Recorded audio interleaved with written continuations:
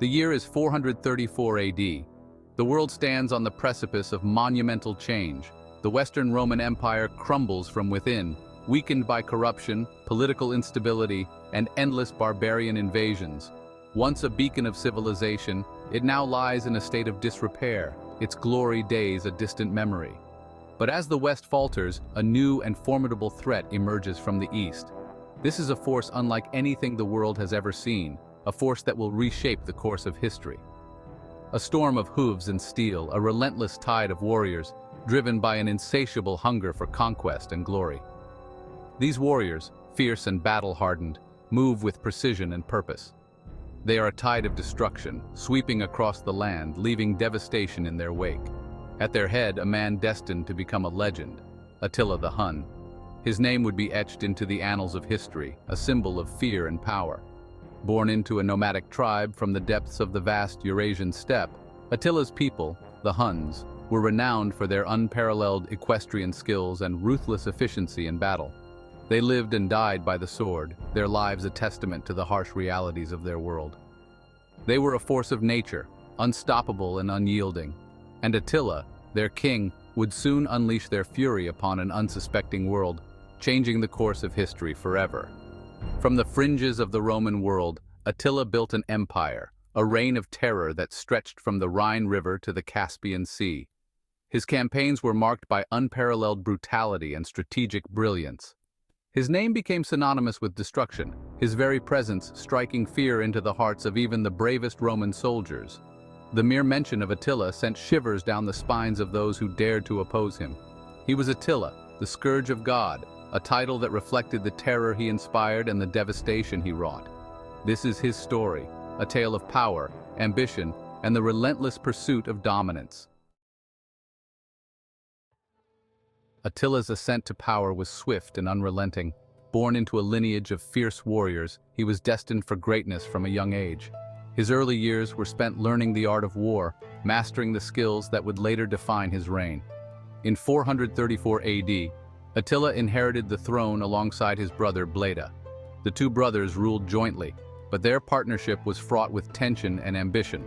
The Hunnic Empire, under their leadership, began to expand its territories with a ferocity that left neighboring regions in fear. Their early reign was marked by ruthless expansion, pushing the boundaries of the Hunnic Empire deeper into Roman territory. The Huns were not content with mere raids for plunder. They sought to establish a lasting dominion. Attila in particular craved power and understood the importance of securing his people's future through strategic conquests. These were not mere raids for plunder.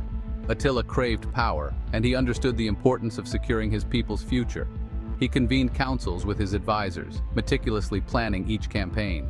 His strategies were not just about brute force. They involved careful consideration of logistics, supply lines, and the political landscape of the time.